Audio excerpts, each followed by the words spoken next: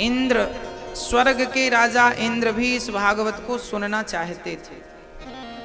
एक बार शुकताल में भागवत चल रही थी, राजा परीक्षित श्रवण कर रहे थे, तभी देवराज इंद्र अमृत का कलश लेकर आए और देवराज इंद्र ने कहा कि सुखदेव जी से कि आप स्वर्ग का अमृत राजा परीक्षित को पिला दो और कथा अमृत आप हमें पिला दो, हमें दे दो। सुखदेव भगवान ने नहीं दिया। तात्पर्य क्या है? तात्पर्य यह है कि भागवत से श्रेष्ठ तो स्वर्ग का सुख भी नहीं है। इंद्र के अमृत को सुखदेव जी कहते हैं तुम्हारा अमृत तो कांच का टुकड़ा है, जबकि भागवत तो मणि है। कांच का टुकड़ा लेकर भला अपनी मणि कौन दे सकता है? स्वर्ग के अमृत की कोई वैल्यू नहीं, जबकि भागवतामृत की बड़ी अपनी भूमिका है। अच्छा, अमृत में, स्वर्ग के अमृत में और भागवतामृत में क्या फर्क है? कोई हमसे कहे, इस दास अनिरुद्ध से कोई कहे कि आप स्वर्ग का अमृत पी लो, आपके सामने भागवत है, भागवत सुन लो, या स्वर्ग का अमृत पी लो, और हमसे कहे आप दोनों में से किसे ग्रहण करेंगे, तो हम स्वर्ग के अमृत को ग्रहण नहीं करेंगे, हम भागवत को ग्रहण करेंगे। क्यों? क्योंकि स्वर्ग का अमृत कोई पी भी ले तो उसे स्वर्ग की प्राप्ति होगी। स्वर्ग क्या है? हमारे हिसाब से स्वर्ग 5 स्टार होटल है, 7 स्टार होटल है, बस 7 स्टार होटल से ज्यादा सुख सुविधाएं स्वर्ग में नहीं है। स्वर्ग में क्या है? स्वर्ग में इंद्र बैठे हैं, वहां सब जवान हैं, खूब वारुणी मदिरा का सेवन करते हैं, अप्सराएं बहुत सारी हैं, अप्सराओं के संग रहते हैं, शराब इत्यादि का सेवन करते हैं। वहां ना किसी को सर्दी लगती है ना गर्मी लगती है, वहां केवल भोग भोगना है आपको। स्वर्ग में कोई कहे कि भागवत करा लो इंद्र, तो इंद्र स्वर्ग में भागवत नहीं सुन सकते, क्योंकि भागवत सुनने का अधिकार केवल मृत्यु लोक में ही भगवान ने दे रखा है। किसी को भी सुनना हो, स्वर्ग का अमृत, स्वर्ग के इंद्र भी यदि भागवत सुनने का प्लान बनाए तो उन्हें भी मृत्यु लोक आना पड़ेगा। शुकताल आए, सुखदेव जी से कहा हमें भागवत सुनाओ, सुखदेव जी ने कहा तुम इसके अधिकारी नहीं हो। तात्पर्य क्या है? तात्पर्य यह है कि स्वर्ग का सुख कोई, स्वर्ग का अमृत कोई पी ले तो उसे स्वर्ग मिलेगा और अमरता मिल जाएगी। तो अच्छा ये बताओ, आपको अमर होना है? अब देखो, स्वर्ग का अमृत तो ये है कि वो अमर कर देता है, पर याद रखना अमर तो करेगा, पर उस अमृत के बाद वो 1000 साल के लिए अमर कर सकता है, उसकी भी एक सीमा है। वो अमर तो करेगा कितने साल के लिए? 1000 साल के लिए, 10,000 साल के लिए, 1 करोड़ वर्ष के लिए अमर कर देगा। वो वर्ष पूरे होने के बाद फिर से आपको आना पड़ेगा। उस अमृत की भी एक सीमा है। अमर तो करेगा पर इतने समय के लिए, 1 लाख साल, 10 लाख साल, 50 लाख साल, 1 करोड़ वर्ष के लिए, फिर आपको आना पड़ेगा। मतलब उस अमृत को पीने पर भी मरने की संभावना है। हाँ, जैसे हम लोग मोबाइल रिचार्ज करते हैं, सिम रिचार्ज करते हैं, तो उसमें ना लाइफ टाइम बोलता जरूर है, बोलता है लाइफ टाइम के लिए, पर उस लाइफ टाइम की भी एक टाइम है कि आप 10 साल के लिए आपका लाइफ टाइम, 20 साल के लिए आपका लाइफ टाइम, 25 साल के लिए लाइफ टाइम। तो हम कहेंगे लाइफ टाइम के लिए रिचार्ज है, पर उस लाइफ टाइम का भी एक टाइम होता है, हाँ या ना? उसी प्रकार अमृत का भी एक टाइम है। तो स्वर्ग का अमृत कोई पिया तो स्वर्ग ही जाएगा, और स्वर्ग जाएगा तो क्या करेगा? भोग भोगेगा, शराब पिएगा। तो क्या हमने भगवान की भक्ति इसलिए की है कि हमें भोग मिले और शराब मिले? ना, हमें तो इंद्र आकर कहें कि स्वर्ग चलो तो हम स्वर्ग जाने वाले नहीं। स्वर्ग का अमृत आपको स्वर्ग ले जाता है, जबकि कथा कथा सुन करके जब भगवान के चरणों में प्रीति बढ़ती है तो फिर वो भक्त स्वर्ग नहीं, फिर वो भगवान के गोलोक धाम पहुंच जाता है, साकेत और वैकुंठ पहुंच जाता है, जहां भगवान का नित्य दर्शन है। स्वर्ग में तो इंद्र हैं और भोग है, अप्सराएं हैं, वहां तो आदमी भोगी है। हाँ, परंतु गोलोक धाम, इंद्र को भी भगवान का दर्शन करना हो तो लाइन पे लगना पड़ता है। हमारे लिए तो इंद्र बड़े हैं, पर स्वर्ग में इंद्र जैसों को तो लाइन पे खड़े होना पड़ता भगवान के लिए। हाँ जी, तो हम इंद्र को ही दर्शन नहीं होते भगवान के। राक्षस लोग मारते हैं तो इंद्र भगवान मारे मारे फिरते हैं, स्वर्ग के राजा। ऐसे स्वर्ग का हम क्या करेंगे? हमारा मृत्यु लोक तो स्वर्ग से भी अच्छा है, क्योंकि स्वर्ग में अमृत तो है, पर मृत्यु लोक में तो कथा अमृत है। इस कथा को पीने से, इस कथा को सुनने से लोग भगवान के निज धाम को जाते हैं, स्वर्ग की भी जरूरत नहीं होती। हमारे वृंदावन के लोग, जैसे आप लोगों के घर में कोई चला जाता है तो आप क्या लिखते हैं? फलाने स्वर्गवासी हो गए, स्वर्गवासी हो गए। इसका मतलब आपको पता नहीं कि स्वर्ग क्या है। हमारे यहां जब कोई जाता है हमारे वृंदावन में तो लोग ये नहीं लिखवाते कि स्वर्गवासी हो गया, लोग ये लिखवाते हैं गोलोकवासी हो गया, साकेतवासी हो गया, वैकुंठवासी हो गया। हाँ, ये स्वर्ग वर्ग तो यूं ही है, पान चबाने जाते स्वर्ग, बड़ी बात नहीं है स्वर्ग की। स्वर्ग की अपेक्षा, स्वर्ग की कामना अपने को नहीं है, और ना स्वर्ग के सुखों की कोई चाहत है। हाँ, हमें स्वर्ग की चाहत ना होनी चाहिए, हमें तो भगवान के चरणों की धूल की चाहत होनी चाहिए। अर्थ न धर्म ना काम रुचि, गति न चाहूं निर्वाण, जन्म जन्म रति राम पद यह वरदान नया। अर्थ ना धर्म ना काम, हमें क्या चाहिए?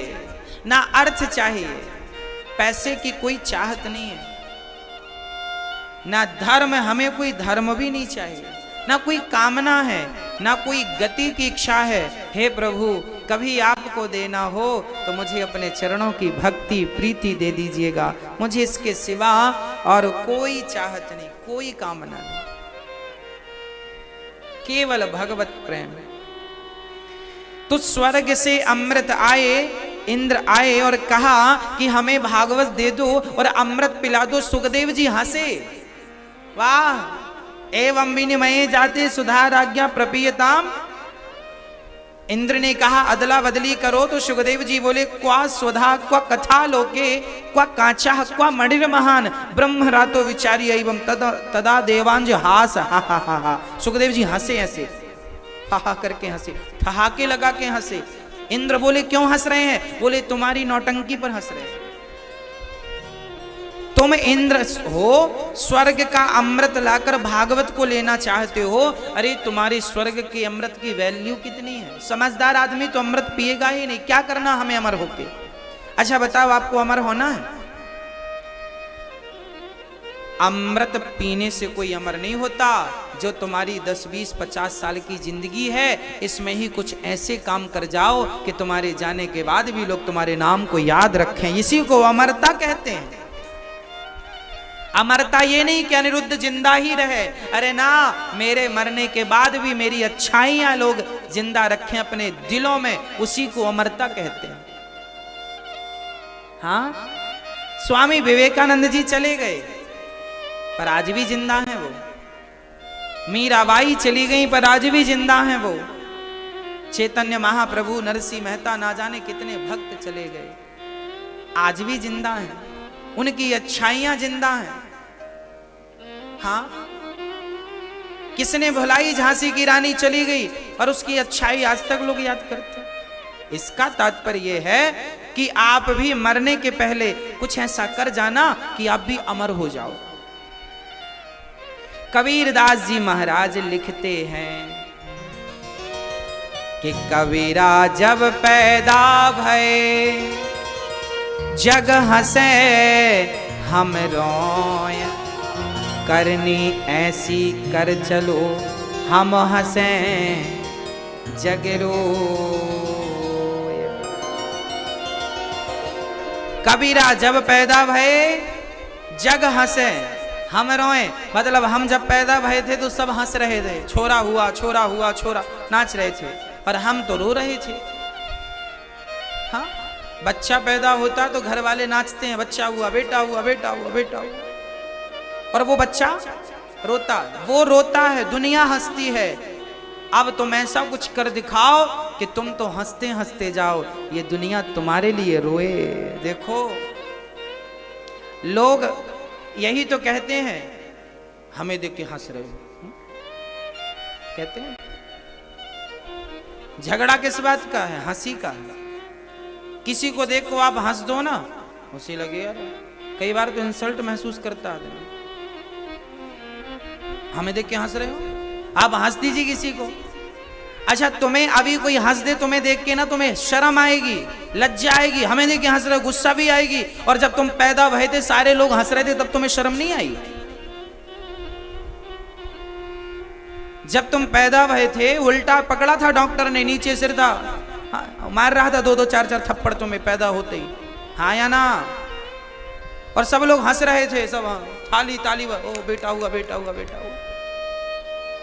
जब वो हंस रहे थे तब तुम्हें शर्म नहीं आई, पर अब कोई हंस दे तो तुम्हें शर्म आ जाती। देखो हमें देख के हंस रहा। इसलिए कहता हूं, जब तुम पैदा भये, जब हम पैदा भये तो जगत ने हंस करके ही तो हमारा उपहास किया था।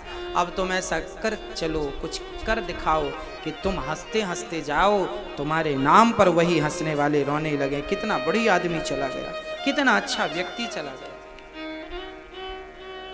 जन्म लेना तब सफल है जब हम कुछ अच्छा कर दिखाएं, नहीं तो ऐसे तो कितने रोज आ रहे हैं, कितने रोज जा रहे हैं, कहां गिनती है, कौन गिन रहा है?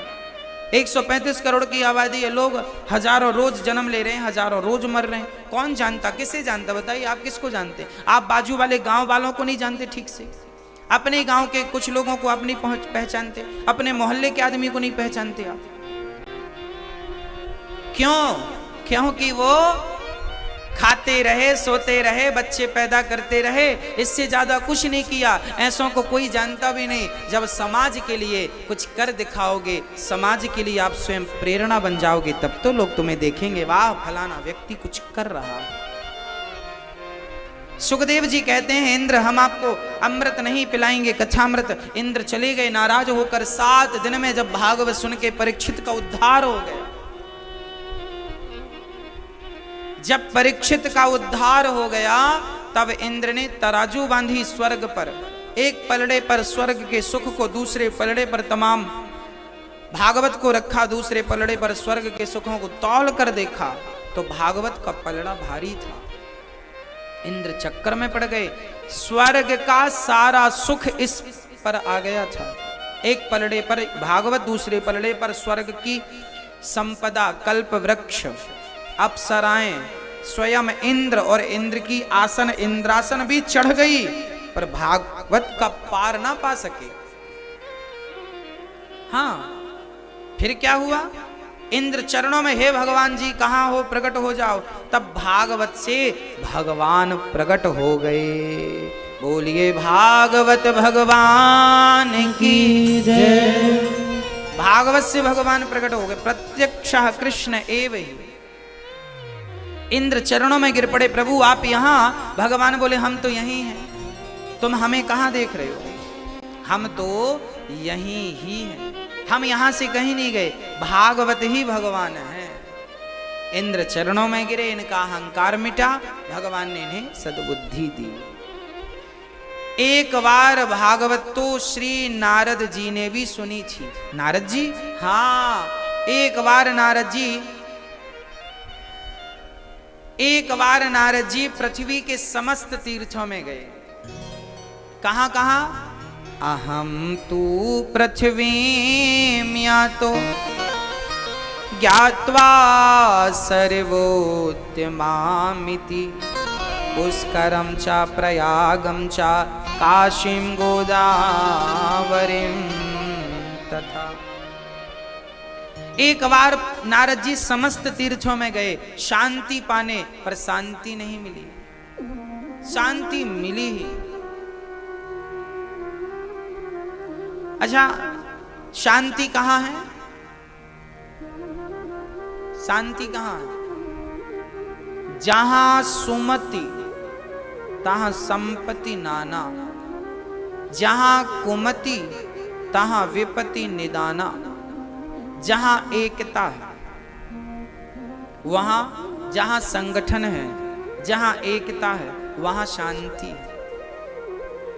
सास में, बहू में, देवरानी में, जिठानी में, भाई में, भाई से, पिता से, पुत्र से, जहां सब प्रेम से रहते हो वहां क्या होती है? शांति होती है। एक झाड़ू सारे कचरे को साफ करती है, पर वही झाड़ू बिखर जाए तो स्वयं कचरा बन जाती है। उसी प्रकार जब आप संगठित होते हैं तो आप सारे दुखों को साफ कर देते हैं, और जब आप संगठित नहीं होते, बिखर जाते हैं, तो आप ही अपने दुखों का कारण बन जाते हैं। आपका बिखरना ही आपके दुख का कारण होता है। इसलिए संगठित रहिए। नारद जी कहते हैं आजकल शांति नहीं मिली। मैं पुष्कर, प्रयाग, काशी, गोदावरी, हरि क्षेत्र सारे तीर्थों में गया, पर ना पश्यम कुत्र मिच्छरमा। कहां गए? फिर मैं गृहस्थों के घर गया। आपके घर, आपके घर नारद जी आए, शांति यहां भी नहीं मिली। यहां क्या चल रहा था? नारद जी कह रहे हैं, देखो नारद जी ने उस जमाने में हम लोगों के बारे में क्या कहा, इसमें लिखा। नारद जी ने कहा कि तरुणी प्रभुता गे है, श्याल को बुद्धिदायक, कन्या विक्रियणे लोभात् दंपतीनां च कल्पनम्। आजकल घर में किसकी चलती है? नई नई बहुओं की। तरुणी प्रभुता गेहे, घर में नई नई बहुओं की चल रही है। अच्छा, आप जितनी बहुएं यहां बैठी हैं, आप तो अपनी अपनी नहीं चलाती हो ना, सास की भी कुछ चलने देती हो कि नहीं? हमेशा ही अपने अपने मन का ना किया करो, कभी कभी सासू माँ के मन का कर लिया करो, उनको अच्छा लगेगा, उनकी खुशी है। हमेशा अपने मन का ना किया करो। एक बहू थी, उसे मिर्ची पसंद नहीं थी, तो वो सब्जी दाल बनाए तो बिना मिर्ची की बनाए। और सास थी, उसको मिर्ची बड़ी पसंद थी। अब सास बहू से कहे कि तुम तो हमारे मन का बनाती ही नहीं हो, तो सास जाए और मिर्ची डाल दे, दोनों का स्वाद बिगड़ जाता। सास को मिर्ची ना मिले तो सास का स्वाद, और मिर्ची पड़ जाए तो बहू का स्वाद। अब एक ही घर में दोनों को रहना है और एक को मिर्ची खाना है, एक को नहीं खाना, तो बताओ कैसे चलेगा? क्या समाधान है इसका? बोलो, क्या समाधान है? हमें समस्याओं में नहीं उलझना, हमें तुरंत समस्याओं से समाधान की तरफ जाना है। इसका समाधान ये होगा कि बहू थोड़ा सा अपने लिए बनाए बिना मिर्ची का, और थोड़ा सा मिर्ची डाल के अलग से छौंका लगाए दूसरा। दाल पका के रख ले बराबर, और छौंका दो लगा दे। अब थोड़ा टाइम तो लगेगा, पर खुशी दोनों की है, शिकायतें मिट जाएंगी। नहीं तो फिर शिकायत बनी रहेगी, बहू सेवा नहीं करती। आपको इन छोटी छोटी बातों का घर परिवार में ख्याल रखना चाहिए।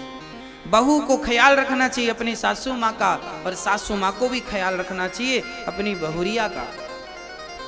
हाँ, तरुणी प्रभुता गे है, श्याल को बुद्धिदायक।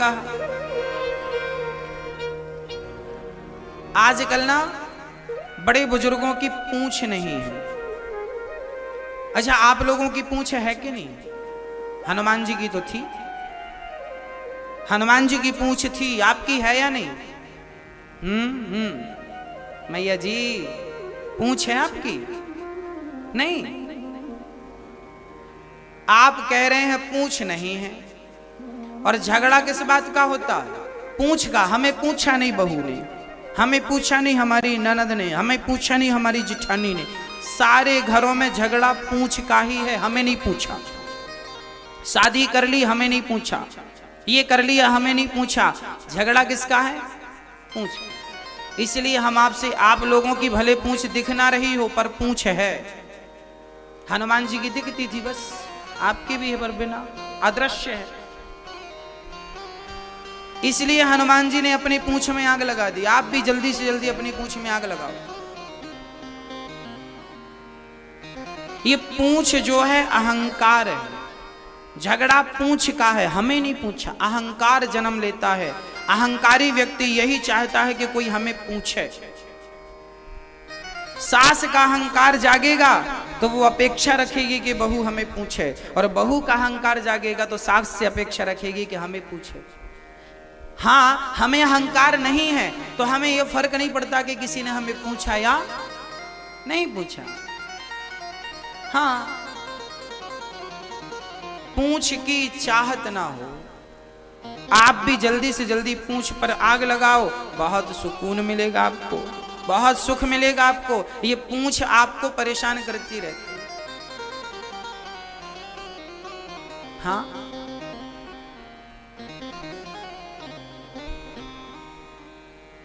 एक बहू हमारे पास आई, गुरुजी गुरुजी गुरुजी क्या हुआ?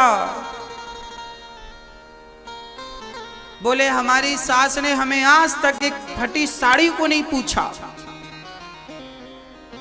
अच्छा, बहुओं की ना यही समस्या है, सास ने हमें साड़ी को भी नहीं पूछा। अच्छा, आप लोगों को साड़ियां बहुत पसंद है क्यों?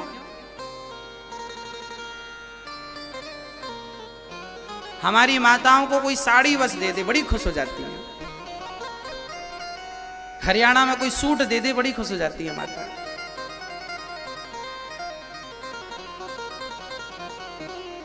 अरे भाई, कोई ना दे तो भी खुश रहो, कोई बात नहीं। सारी बहुओं का रोना भी एक सा होता है। हरियाणा की बहू हो, गुजरात की बहू हो, मध्य प्रदेश की हो, राजस्थान की हो, पंजाब की हो, उत्तर प्रदेश की हो, बिहार की हो, तमिलनाडु की हो, सारी बहुएं रोना एक। क्या हमारी सास ने तो हमें कुछ नहीं दिया, कुछ नहीं दिया, कुछ नहीं दिया। सारी बहुओं का एक ही रोना, हमारी सास ने कुछ नहीं दिया, चम्मच भी नहीं दिया। आखिरी में पॉइंट क्या है? चम्मच भी नहीं दिया। सारी बहुएं, लगभग 99% बहुएं यही कहती हैं, हमारी सास ने हमें चम्मच भी नहीं दिया। अच्छा, इन बहुओं से कहो कि तुम्हारी सास ने तुम्हें चम्मच भी नहीं दिया, तो एक काम करो, चम्मच लो, पति वापस करो। जो पति तुमने ले रखा है वापस करो। ये जो आपका पति है, ये किसने दिया? आपकी माँ ने दिया?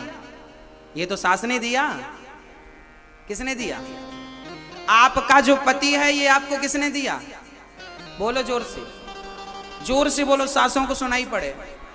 सास ने। आपका सुहाग आपको आपकी सास ने दिया, और फिर भी गाना गाती हो कुछ नहीं दिया। इन बहुओं को सोने की चम्मच दो, पति वापस लो, इनसे चलो। जितना मिला है, तुम्हारी सास ने जितना दिया है, हीरे जैसा पति दे दिया, संतोष नहीं है, चम्मच के लिए रो रही हो। जिनको रोना है ना, वो हमेशा ही रोते हैं, और जिनको प्रसन्न रहना है हमेशा प्रसन्न रहते हैं। भगवान ने जो दिया है कम नहीं दिया। ईश्वर का धन्यवाद दीजिए। सामने वाले की बुराइयां मत ढूंढिए, सामने वाले की अच्छाई ढूंढ लीजिए। इनकी अच्छाई क्या है उस पर ध्यान केंद्रित कीजिए, इनकी बुराई क्या है इससे ध्यान हटा दीजिए। जब आप सामने वाले की बुराई से ध्यान हटाकर उसकी अच्छाई पर ध्यान केंद्रित कर देंगे तो झगड़े कभी नहीं होंगे। झगड़े तब होते हैं जब अच्छाई को नजरअंदाज करके बुराइयों पर ध्यान केंद्रित किया जाता, तब झगड़े जन्म लेते हैं। इसलिए नारद जी कहते हैं, मैं सब जगह गया शांति नहीं, क्योंकि प्रेम नहीं था। नारद जी बोले मैं वृंदावन आया, यहाँ 16 वर्ष की कन्या उदास बैठी थी, एक बुढ़ा यहाँ एक बुढ़ा यहाँ, वो चरणों में गिर पड़ी, वो भक्ति थी, महाराज मेरा दुख दूर कर दो। तब नारद जी ने वेद वेदांत सुनाया, वेद वेदांत घोषिष्ठा गीता पाठिर मुहुर्मुहु, परंतु दुख दूर नहीं हुआ। तब कहा कि जाओ सप्ताह करो। तब सनकादियों के पास नारद जी गए और नारद जी से सनकादियों ने कहा भागवत कराइए, भागवत कराने से आपका दुख दूर होगा। जो भागवत कराता है, जो भागवत श्रवण करता है, उसका दुख निश्चित दूर होता है। नारद जी ने कहा दुख दूर होगा, हमने तो गीता सुनाई, वेद पुराण सुनाई, दुख दूर नहीं हुआ। तब संतों ने कहा कि दूध से ही घी बनता है, पर घी में जितना पावर होता है, दिया जलाने की शक्ति, पूड़ी बनाने की, ये दोनों काम दूध में नहीं हो सकते, जबकि दूध से ही दही बनकर और मक्खन से फिर घी निकलता है। उसी प्रकार वेद पुराणों से सर्व वेदेतिहासानाम सारम सारम समुद्रतम, भागवत वेद पुराणों से निकली है, पर जो गति भागवत दे सकती है वो गति अन्य ग्रंथ अन्य पुराण नहीं दे सकते। इसलिए भागवत अति आवश्यक है। हाँ जी, हरिद्वार की पावन धरा पर 4 आसन बनाई गई। शनक सनंदन सनातन सनत कुमार। और श्रोता कितने थे? नारद जी श्रोता बनकर बैठे हैं। और भागवत किसके लिए हो रही है? भक्ति ज्ञान वैराग्य के लिए। 4 श्रोता थे। फिर दूर दूर से जो कथा सुनने आए वो अलग। भागवत नारद जी सुन रहे हैं, पर किसके लिए? भक्ति ज्ञान वैराग्य के लिए करवाई नारद जी ने भागवत। हरिद्वार की पावन धरा पर भागवत हुई। आज यहाँ वृंदावन की पावन धरा पर लगभग 108 पाठ भागवत जी के बैठने थे, परंतु आप सभी भक्तों ने कहा पुरुषोत्तम माह में हमारा भी एक पाठ हो जाए, तो आप सभी के पाठ करते करते लगभग 250 पाठ हो गए हैं। हमारी मैया श्री सुमन मैया, आपके माध्यम से यहाँ अन्न क्षेत्र चल रहा है। अन्न क्षेत्र में आपका बड़ा योगदान है और साथ में ही आपने एक कमरा वृद्ध माओं के लिए समर्पित किया है। अलवर से मैया श्री सुमन मैया के लिए सुंदर तालियां होनी चाहिए। साथ ही हमारे श्री ओम प्रकाश जी की बेटी श्री लेखनी सोलंकी पालम दिल्ली से स्वर्गीय, जिसके लिए आप श्री ओम प्रकाश जी एक माँ का सहारा बन रहे हैं 21,000 का सहयोग देकर, और वृद्ध माओं के लिए एक आश्रम उस बेटी के नाम से एक रूम बनवा रहे हैं, उस आश्रम में एक कमरा बनवा रहे हैं। एक और सुंदर तालियां श्री ओम प्रकाश जी के लिए। आपकी बेटी श्री लेखनी सोलंकी स्वर्गीय, उस बेटी के नाम से एक कमरा वृद्ध माओं के लिए, ताकि इनकी दुआएं, कहते हैं ना किसी को छाया, भाई रोटी का दान तो हमने कर दिया, पर किसी को छाया देना कितनी बड़ी बात है। सिर पर किसी के छाया हो और रोटी हो, पहनने को वस्त्र हो, फिर क्या चाहिए।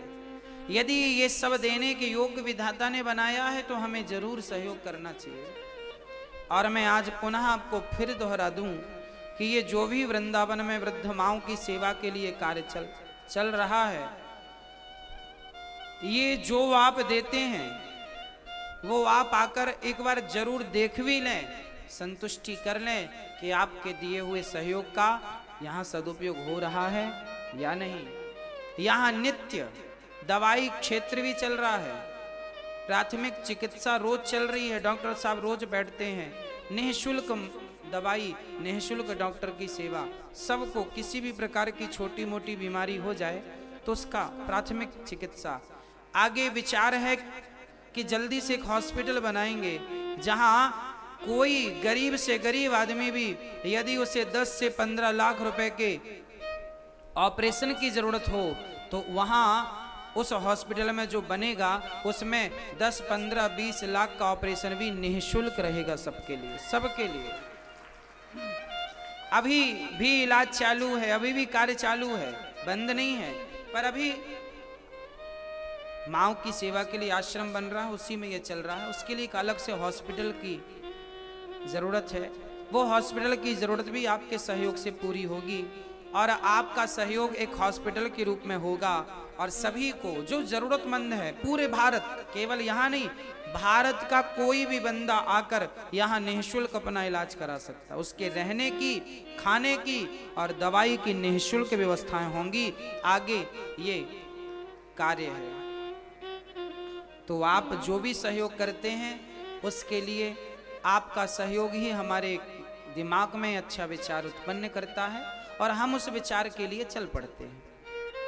हाँ, तो प्रिय भक्तों, आपका बहुत बहुत साधुवाद हमारी मैया श्री सुमन मैया का, श्री ओम प्रकाश भैया जी का, कि आपने इतना बड़ा योगदान देकर इस कार्य को और आसान किया है।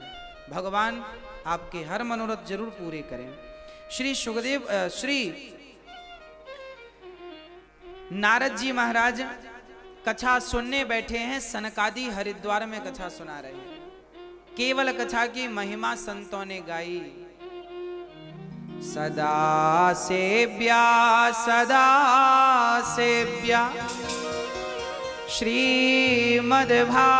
श्रीमद्भागवती कथा यस्याः श्रवण मात्रेण हरिश्चित्तं समाश्रयेत्। भागवत एक बार नहीं, दो बार नहीं, जीवन में भागवत बार बार सुननी चाहिए, निरंतर। क्यों भाई? एक बार के साबुन लगाने से कपड़े का भी दाग नहीं जाता है ना। तो बार बार जब हम कथा सुनेंगे तो वो नाम, वो कथा बार बार जब हृदय में पहुंचेगी तो हृदय को पिघलाएगी। अच्छा, कथा कब तक सुननी चाहिए? जब तक प्राण है। अच्छा, कथा सुनते सुनते जब भगवान से प्रेम हो जाए, और जब प्रेम हो जाए तो आंखों से आंसू आ जाएं, जब भगवान को याद करके आंखों में आंसू आ जाएं, बस समझ लेना कि आपकी भक्ति सफल हो रही है। आपके हृदय को द्रवीभूत आपके आंसुओं ने कर दिया है, और यही भक्ति है। मुझे तो लगता है जब मैं कभी विचार और मंथन और चिंतन करता हूं तो पता चलता है कि हमारी आंखों के आंसू ही हमारी भक्ति के सबूत है ना।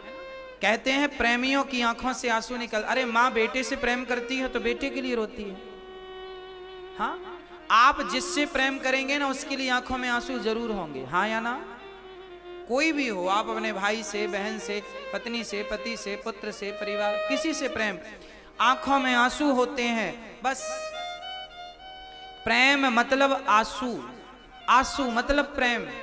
जब भगवान से प्रेम होगा तो भगवान के लिए आंसू होंगे। अभी संसार के लिए आंसू हैं, भगवान के लिए आंसू हो जाएं, बस वही भक्ति की सफलता है। श्री नारद जी कथा सुन रहे हैं। भक्ति महारानी प्रकट हो गई और ताता थैया करके नाचने लगी। भागवत की महिमा सुनकर प्रकट हो गई। भक्ति सुतौ तौ तरुणौ गृहीत्वा प्रेमैके रूपा सहसा विरासीत्। श्री कृष्ण गोविंद हरे मुरारी नाथेति नामानि मुहुर्वदन्ति। भक्ति सुतौ, भक्ति नाचने लगी। श्री कृष्ण गोविंद हरे मुरारी, हे नाथ नारायण वासुदेव कहती हुई ने, ये कीर्तन जो है, इस कीर्तन को भक्ति महारानी ने शुरू किया। श्री कृष्ण गोविंद हरे मुरारी, हे नाथ नारायण वासुदेव, ये कीर्तन सबसे पहले किसने गाया जानते हैं? भक्ति महारानी ने। इसलिए भक्ति महारानी हृदय में जाकर सबके बैठ गई। अच्छा, नारद जी ने एक प्रश्न कर दिया, गुरुदेव, कोई पापी व्यक्ति, कोई पुण्यात्मा व्यक्ति भागवत सुने और भागवत सुन के तर जाए तो आश्चर्य नहीं। कोई पापी व्यक्ति भागवत सुने, भागवत सुनकर तर जाए, आश्चर्य नहीं। जिसने जीवन भर पाप किया है, क्या ऐसा व्यक्ति कथा सुन के तरेगा? बोले हाँ। ये माने वह पाप कृतस्तु सर्वदा सदा दुराचार्य रता विमार्गिगा। क्रोधाग्निदग्धः कुटिलाश्च कामिनः सप्ताह यज्ञेन कलौ पुनन्ति ते। कोई कितना भी बड़ा पापी हो भक्तों, भागवत उस पापी का उद्धार जरूर करती है। 21 पीढ़ी तारती है भागवत, 7 पीढ़ी पहले की, 7 पीढ़ी आने वाली और 7 पीढ़ी मां पक्ष की, 21 पीढ़ी तारती है भक्तों। नारद जी ने कहा कि कोई पापी तरेगा इस भागवत से? बोले हाँ। कौन तरा है, सबूत दीजिए। तो सबूत दे रहे हैं। तुंगभद्रा नदी के किनारे एक गांव था, उस गांव में एक पंडित जी थे। पंडित जी की पत्नी का नाम श्रीमती धुंधली देवी था। आत्मदेव जी महाराज उनका नाम था। आत्मदेव जी की पत्नी धुंधली, इनके कुछ संतान नहीं थी, बुढ़ापा आ गया, कोई पुत्र नहीं था। अब बड़े परेशान रहने लगे, बेटा कैसे हो बेटा। बेटे के लिए बड़े परेशान थे। हम सांसारिक लोग भी बच्चों के लिए बड़े परेशान होते। आत्मदेव जी की कोई संतान नहीं थी, बेटे की चाहत थी, बेटा हो जाए, बेटा हो जाए बस। प्रिय भक्तों, अच्छा जीवन में जिसके बेटा ना हो तो फिर क्या करे वो? जिसके बेटा है चलो वो तो अच्छा है, जिसके बेटा ना हो वो क्या करे? वो लोग बेचारे तानों के शिकार हो जाते हैं। जिनके बेटे हैं वो लोग ताने मारते हैं, तुम्हारे तो बेटा नहीं है, बेटा नहीं है, बेटा नहीं। मैं आपसे कह चुका हूं, कल या परसों ही हमारे पास एक माँ आई थी। उन्होंने हमसे यही कहा, महाराज जी हमारे पुत्र नहीं है। परंतु उन्होंने ये बात भी कही कि जब से हमने कथा सुनी है आपके मुख से, तब से हमें पुत्र की कोई चाहत भी नहीं रही। क्यों? क्योंकि मैं आपसे कई बार निवेदन कर चुका हूं कि बेटा हो या ना हो, परेशान होने की जरूरत नहीं है। अरे बेटा तो कर्जा उतारने के लिए आता है ना माँ बाप का। भाई कहते हैं बाप का कर्जा कौन उतारता? बेटा। तो जिसके सिर पर कर्जा था उसके बेटे हैं, जिसके सिर पर कर्जा था ही नहीं उसके बेटे हैं नहीं। तो जिनके सिर पर कर्जा था उनके बेटे हैं, जिनके सिर पे कर्जा नहीं था उनके बेटे नहीं है। अब आप ये बताओ कि जिसके सिर पे कर्जा है वो आदमी अच्छा है या जिसके सिर पे कोई कर्जा नहीं है वो आदमी अच्छा है? आपका जवाब चाहता हूं, कौन आदमी अच्छा है? कर्जीला अच्छा है कि बिना कर्जे का अच्छा है? हाँ, बिना कर्जे का। तो जिनके बच्चे नहीं हैं उनके सिर पे कोई कर्जा नहीं था तो भगवान ने भेजा नहीं। तुम्हारे सिर पे कर्जा था तो तुम्हारे 2-2 बच्चे, 4-4 बच्चे हैं, वो कर्जा उतारेंगे तुम्हारा। और जरूरी नहीं है कि सारे बच्चे माँ बाप का कर्जा उतारें। कई लोग तो माँ बाप पे कर्जा चढ़ा और देते हैं। हाँ, इसलिए जिनके बेटे हैं शायद उनकी सदगति में टाइम लगेगा, पर जिनके कोई संतान नहीं है उनकी सदगति सीधी है, उनका तो रास्ता ही सीधा है। कोई 3-5 वाला काम नहीं, टेढ़ा रास्ते ही नहीं, सीधा ही है। तो जिनके पुत्र नहीं है वो होने वाले से ज्यादा सुखी है। हाँ, वो देखा देखी में लगता है कि इनके बेटा है, हमारा भी होना चाहिए, फिर रोते हैं बेटा नहीं है, बेटा नहीं। ये देखा देखी से इच्छाएं होती हैं कि हमारे भी बेटा हो, पर आध्यात्म जगत में जब प्रवेश करेंगे ना तो फिर आपकी इच्छाएं समाप्त हो जाएंगी। स्वामी विवेकानंद जी के कौन से बेटा था? यदि कोई कहे कि स्त्री को तो बेटा जरूरी है तो मुझे बताओ मीराबाई के कौन सा बेटा था? बताओ। आपके बेटे हैं, 2 हैं, 4 हैं, 6 हैं। मीराबाई के एक भी बेटा नहीं था। उसके एक बेटा नहीं था तो दुनिया जानती है। तुम्हारे 4-4, 6-6 हैं तो तुम्हें कौन जानता है? कौन जानता है? हाँ, इसका तात्पर्य यह हुआ कि बेटे से कोई स्त्री महान नहीं होती, कोई बेटे से पुरुष महान नहीं होता। अरे भगवान की भक्ति ही इंसान को महान बनाती है।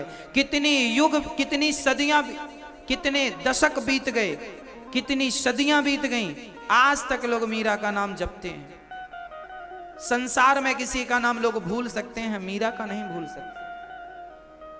कितने ऐसे लोग हैं जिनके बच्चे नहीं हैं फिर भी अमर हैं। स्वामी आद्य शंकराचार्य जी के कौन से पुत्र हैं? तुलसीदास जी के बेटे का नाम बताओ, किसी को याद हो तो? सूरदास जी के बेटे का नाम बताओ, किसी को याद हो तो? कबीरदास जी के बेटे का नाम बताओ, किसी को याद हो तो। इन सब महानुभावों ने अपने नाम को बच्चों से अमर नहीं किया, अपने भगवत भक्ति से अपने नाम को अमर कर लिया है। और आप कह रहे हैं कि बेटा होगा तब हमारी जय जय होगी। किस दुनिया में हैं आप? बेटा हो तो अच्छी बात है, दें भगवान बेटा दें तो रखो, अच्छी बात है। नहीं है तो परेशान होने की जरूरत नहीं है कि अब दिन भर रो के बेटा नहीं है, बेटा नहीं। अरे भाई, वो आपने सुना होगा, गुरु गोविंद साहब का नाम तो सुना होगा। गुरु गोविंद साहब का नाम सुना है? गुरु गोविंद साहब के 4 बच्चे थे। 2 बच्चों को जिंदा चुनवा दिया दीवारों में। 2 बच्चे तो युद्ध में मारे गए थे उनके। 2 बच्चों को जिंदा चुनवा दिया था दीवार में मुगलों ने। समझ रहे हैं? चुनवाना जानते हैं? दीवार में खड़ा करके ईंट जोड़ दी गई थी और जुड़ाई हो गई। अंदर बच्चे हैं, मर गए। उनकी पत्नी श्री गुरु गोविंद साहब की पत्नी दौड़ी दौड़ी आई, देखो जी हमारे बच्चों को चुनवा दिया मुगलों ने, जिंदा चुनवा दिया। गुरु गोविंद साहब ने कहा क्या हुआ? बोले हमारे 2 बच्चों को मार दिया। गुरु गोविंद साहब ने मुस्कुराते हुए, देखिए 2 बच्चे थे, दोनों को दुश्मनों ने चुनवा दिया, फिर भी मुस्कुराते हुए स्माइल के साथ गुरु गोविंद साहब कह रहे हैं, पगली रोती क्यों है? तेरे 2 बच्चे मरे तो क्या हुआ? देख जितने बच्चे तुझे दिख रहे हैं ये सब तेरे ही बच्चे हैं। मान क्यों नहीं लेती कि ये मेरे बच्चे हैं? मान लेने में क्या नुकसान है? मान लो। हमारी थिंकिंग, हमारी सोच, हमारी विचारधारा अपनों तक सीमित रखी है हम लोगों ने। हमने विस्तार नहीं की अपनी सोच का। हमने वसुधैव कुटुंबकम पढ़ा तो है, पर जीवन में कभी माना नहीं, कभी उतारा नहीं। समझते हो? इस भारत में नहीं, इस विश्व में जितनी भी स्त्रियां हैं, सारी स्त्रियां मेरी मां हैं। इस सृष्टि में जितनी बच्चियां हैं, सारी मेरी बेटियां हैं। और इस संसार में जितने बुजुर्ग हैं, सब मेरे पिता हैं। अब बताओ, मैं सबका हुआ, सब मेरे हो गए, कहां झगड़ा है? जिसके बेटा नहीं है कोई बात नहीं, तुम्हारे 1 बेटा नहीं है, 2 बेटा नहीं है, इतने सारे बच्चे तुम्हारी तो हैं, मान लो ना, मानना ही तो है। अच्छा एक बात बताओ, एक बार हॉस्पिटल में एक गड़बड़ हो गई। क्या गड़बड़? एक हॉस्पिटल में एक गड़बड़ हो गई। एक स्त्री ने बच्चे को जन्म दिया और उसका बार बार बच्चा मर जा रहा था, बार बार जन्म देती बेचारा मर जा। कई बार वो गर्भवती भई। एक बार, आखिरी बार डॉक्टर ने कहा कि अब इसकी बच्चादानी निकालनी पड़ेगी इसके साथ, क्योंकि अब क्षमता खत्म हो गई। आखिरी बच्चा पैदा हुआ, दुर्भाग्य से वो भी मरा हुआ। उस समय वो माँ, मतलब जिसके बच्चा हो रहा था ऑपरेशन, वो स्त्री तो बेहोश थी। उस टाइम तो बेहोश हो जाती है ना, कुछ होश नहीं रहता। वो बेहोश थी, उसका बच्चा हुआ, मरा हुआ। तभी उसके पति को बुलाकर डॉक्टरों ने कहा कि इसका बच्चा हुआ है पर मरा। अब उसका पति जानता था कि जब इसे पता चलेगा तो ये बहुत रोएगी, कि क्योंकि ऑलरेडी इसके पहले के बच्चे मर गए हैं। तभी उसी हॉस्पिटल में एक बच्चे ने जन्म लिया और उसकी मां मर गई। संयोग देखिएगा, उसकी मां मर गई और संयोग देखिएगा कि वो जो बच्चा जिसकी मां मरी, उसका कोई नहीं था इस दुनिया में। मतलब अकेली मां आई, कहीं फुटपाथ पे पड़ी थी, गर्भवती थी, डॉक्टरों ने लाकर ऑपरेशन किया, बच्चा जिंदा निकला पर मां मर गई। अब उसकी मां मर गई और इसका बेटा मर गया। डॉक्टरों ने कहा कि उस बच्चे को मां की जरूरत है और इस मां को बच्चे की जरूरत है। उसकी मां मर गई, उसका भी कोई आगे पीछे था नहीं, तो उस बच्चे को ला करके इस मां के पेट पे लिटा दिया। और जब तक होश आया तो डॉक्टरों ने कहा तेरा बेटा, तेरा बेटा। अब बताओ, वो मां क्या उस बच्चे को ये कहेगी कि ये मेरा बेटा नहीं है? कह सकती है पूरी जिंदगी में कभी? अरे तुमने जन्म नहीं दिया, पर यह बात तुम्हें पता ही नहीं लगी। उस स्त्री को ये पता ही नहीं लगा कि ये मेरा बेटा नहीं है। उसे तो यही पता लगा, उसके पति ने उसे कभी नहीं बताया, डॉक्टरों ने नहीं बताया, ये बात डिलीट कर दी गई सबके माइंड से, और ये बात उसको याद कराई गई, ये तुम्हारा बेटा। अब बिना क्वेश्चन मार्क के, बिना प्रश्न चिन्ह के उसने मान लिया ना, तेरा बेटा था नहीं, पर तेरी भावना जुड़ गई। बस आपका भी कोई बेटा नहीं है, किसी के संग भी अपनी भावना जोड़ लो, मान लो ना कि ये मेरा बेटा है। क्या फर्क पड़ता है कि तुम जन्म दोगी तो ही माँ बनोगी। अरे बच्चों को जन्म देने वाली को माँ नहीं, जिसके हृदय में सबके प्रति करुणा है उसे माँ कहा जाता है, उसको माँ कहकर संबोधित किया जाता है। माँ माँ माँ की परिभाषा जानते हैं क्या है? ममता का, जिसके हृदय में सबके प्रति ममता हो उसे माँ कहा जाता है। केवल मैं जन्म दूं बच्चे को, ये मेरा बेटा ना, ये थिंकिंग तो ये तो स्वार्थी हो गई। फिर आपका बेटा आपका बस माँ की चूल्हे में जाए ना, ये स्वार्थी। हमारा भारत स्वार्थी नहीं रहा, हमारे भारत की माँ स्वार्थी नहीं रही। हम अपने लिए नहीं, हम सबके लिए सोचने वाले लोग हैं। सुदामा के लिए जब भगवान ने 2 मुट्ठी चावल खाकर 2 लोगों की संपत्ति दी तो विश्वकर्मा जी आए, सुदामा की पत्नी सुशीला से कहा तेरा घर सोने का बनाने भगवान ने भेजा है। सुशीला ने कहा पहले मेरा घर बाद में बनाना, पहले मेरे पड़ोसियों का, मेरे गांव में जितने लोग हैं इन्होंने मुझे भीख दे दे के मुझे पाला है, इसलिए पहले इनका घर सोने का बनाओ फिर मेरा घर बनाना। सुशीला ने कहा था। तब विश्वकर्मा जी ने पूरी नगरी को सोने की बनाई, जितने लोग थे सब सोने के घर में रहने लग गए। हाँ, अपने लिए तो पशु पक्षी भी सोच लेते हैं, पर सभी में बांट कर खाए उसे इंसान कहते हैं। जो आपका बेटा नहीं है कोई बात नहीं, बिहारी जी को अपना बेटा मान लो, बेटी नहीं है राधा रानी को अपनी बेटी मान लो, मानना ही तो है। कौन सा तुम्हारा जन्म दिया हुआ बेटा भी बुढ़ापे में पानी देता है? आजकल तो आप अपने बच्चों पे भरोसा नहीं कर सकते कि बुढ़ापे में तुम्हें गिलास भर पानी देगा। तो विश्वास ही करना है ना, किसी पे भी कर लो ना, विश्वास बिहारी जी पे कर लो, ये बिहारी जी तुम्हारे बेटे हैं। मान लो यशोदा का भी कोई बेटा नहीं था, बताओ यशोदा ने किसी बेटे को जन्म दिया हो तो बता दो उसका नाम, बोलो मेरी माँ। जो लोग रोती हैं ना मेरी माँ बेटा नहीं है, अरे आपसे कह रहा हूं यशोदा माँ के भी बेटा नहीं था, उन्होंने भी तो कृष्ण कन्हैया को बेटा माना ही था। यदि वो यशोदा बनकर बेटा मान सकती है तो तुम भी बेटा मान लो कृष्ण को। यदि वो उनका बन सकता है तो हमारा क्यों नहीं बनेगा? हमसे कोई दुश्मनी है क्या? मानो तो मैं गंगा माँ हूं, ना मानो तो बहता पानी, मानो तो सब ठीक है, ना मानो तो कुछ नहीं। पूरी दुनिया मानने से चल रही है। माना की बड़े बड़े सवाल इसी से हल हो जाते हैं। माना की गणित इसी से चलती है, हाँ या ना?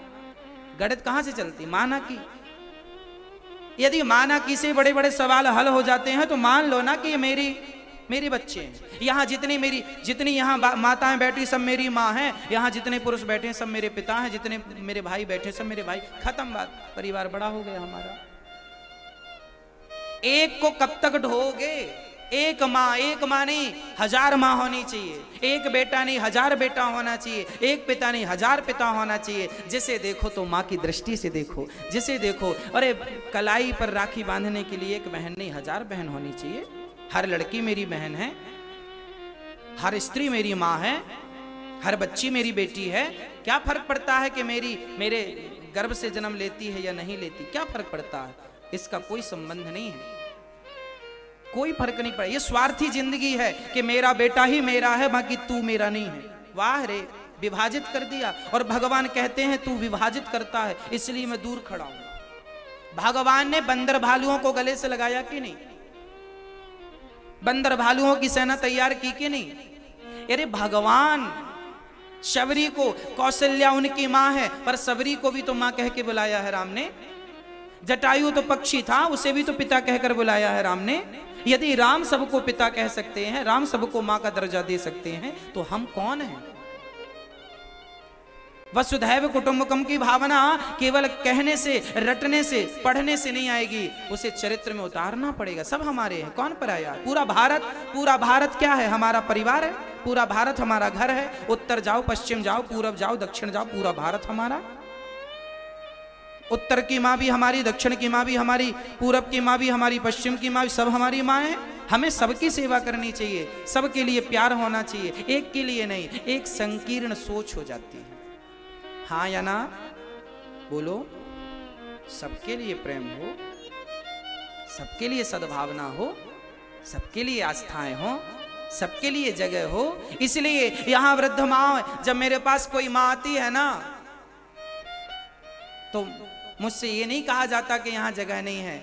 हाँ, मुझे अपना भी कमरा छोड़ करके जाना पड़े तो मैं माँ को अपने कमरे में रख दूं, मैं बाहर बैठा हूं, आप अंदर रहो। हाँ, क्योंकि सभी अपने हैं। किस पे पराई भावना रखें कि ये हमारा है और ये हमारा नहीं है? सब तो हमारे हैं, कौन हमारा नहीं है, सब हमारे हैं। इसलिए सब ईश्वर है, बस तुम में राम है, तुम में राम है, तुम में राम। जहां मेरी दृष्टि जाए सब ईश्वर ही है, उसके सिवा कुछ नहीं है, रंग रूप अलग है बस। मान लो ये चीज, मान लो, नहीं तो इस बात को समझने में, मानने में कहीं बहुत देर ना हो जाए। हाँ, श्वासों का भरोसा नहीं है।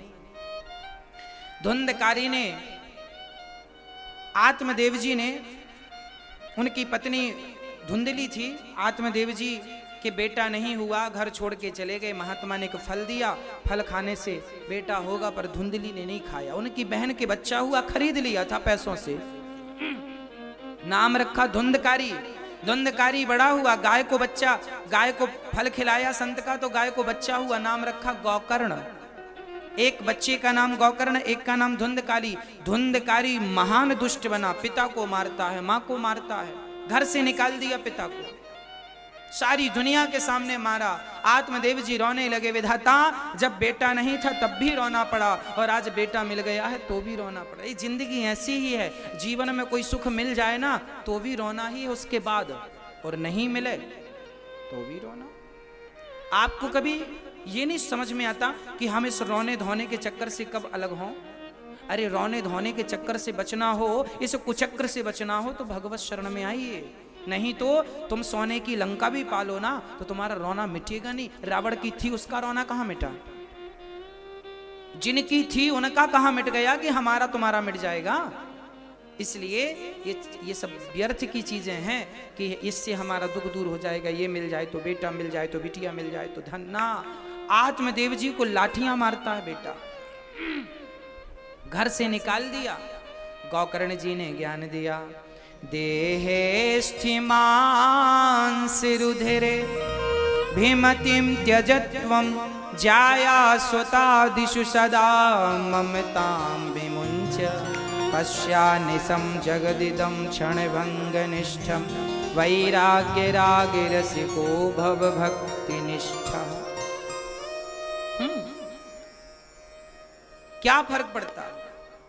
पिताजी ये शरीर हड्डी का है, मांस का है, रक्त का है, शरीर नष्ट हो जाएगा। एक बात बताओ, जब हमने जन्म लिया मां के गर्भ से तब हम क्या लेकर आए थे? शरीर लेकर आए थे। जब हम मरेंगे तो क्या हमारा शरीर हमारे संग जाएगा? 24 घंटा तुम्हारा शरीर तुम्हारे साथ रहता है, जब मरोगे तो ये भी तुम्हारे संग नहीं जाएगा। तो तुम्हारी पत्नी, तुम्हारा पति, तुम्हारी बेटी, तुम्हारा बेटा, तुम्हारा धन, तुम्हारा पद, तुम्हारी प्रतिष्ठा, तुम्हारे अपने तुम्हारे संग कैसे जाएंगे? आदमी पूरी जिंदगी इनके लिए रोता है, पर ये भूल जाता है कि ये सब तो यहीं धरा रह जाएगा। यहां तक कि ये शरीर जो तुम्हारे संग अभी है ये भी यहां पड़ा रह जाएगा। सच्चाई यही है, इस सच्चाई को नजरअंदाज ना कीजिए, स्वीकार कीजिए। और जो सोच रहे हैं इससे ऊपर का सोचना, इससे अच्छा सोचना स्टार्ट कीजिए। गौकर्ण जी के ज्ञान से आत्मदेव जी की सद्बुद्धि जागी और उन्होंने भगवत भजन किया। धुंधकारी ने मां को मारा, कुएं में कूद गई। धुंधकारी ने 5 वैश्याओं को घर में लाकर रखा और 5 वैश्याएं धुंधकारी का गला दबाती हैं और 5 के गला दबाने से धुंधकारी मरा। धुंधकारी मरने के बाद चूंकि माँ बाप को सताया इसलिए वो प्रेत बना, तब उसके नाम से भागवत श्री गौकर्ण जी ने कराई। धुंधकारी प्रेत बना, भागवत हुई तो बांस की गांठ में आकर बैठा। पहले दिन की कथा से बांस की पहली ग्रंथि खुली, दूसरे दिन की कथा से दूसरी, तीसरे दिन की कथा से तीसरी, फिर चौथी, 7 दिन की कथा से बांस की 7 ग्रंथियां खुल गईं। एक पुरुष निकला, बोला कि भागवत से मेरा मोक्ष हो गया। ये वो भागवत है जो जिंदा को नहीं प्रेत को भी तार दिया करती है, मरे को भी तार दिया करती है। धुंधकारी इसका प्रमाण है, सबूत है।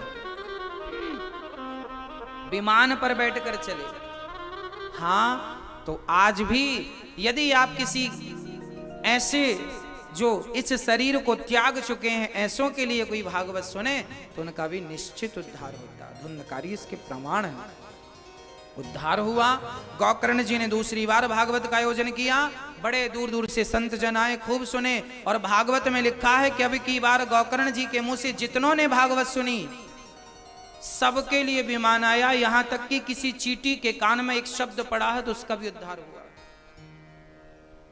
किसी पक्षी के कान में भागवत का एक शब्द, भागवत की 18,000 चिनगारियां हैं, 18,000 श्लोक है ना भागवत जी के, ये 18,000 चिनगारियां हैं। जैसे एक चिनगारी बड़े से बड़े ढेर को, बड़े से बड़े जंगल को जलाने की सामर्थ्यता रखती है, इन 18,000 चिनगारियों में एक चिनगारी भी तुम्हारे भीतर पहुंच गई तो जीवन के समस्त पापों को जलाकर भस्म कर देगी और जीवन के पुण्यों का उदय कर देगी। ये भागवत वो चिनगारी है। धुंधकारी जैसे पापी का उद्धार हुआ, प्रहलाद जी प्रकट हो गए, कीर्तन करने लगे और वहां संत जन प्रकट भये, नारद जी कथा सुन रहे थे, सनकादि सुना रहे थे, भजन कीर्तन चालू हुआ। जन्माद्यस्य यतोन्वयादि तरतश्चार्थे सुभिज्ञः स्वराट तेने ब्रह्म हृदय आदि कवये मुह्यन्ति यत् सूरयः तेजो वारी मृदाम यथा विनिमयो यत्र त्रिसर्गो मृषा धामना स्वेन सदा निरस्त कुहकम सत्यम परम धीमहि। कुंती स्तुति, भीष्म स्तुति, राजा परीक्षित को 7 दिन में मरने का श्राप लगा है, ये चर्चा कल सुनाएंगे। आइए आज आरती कर लेते हैं। धुंधकारी बड़े प्रेम से भगवत नाम जपते हुए चले गए।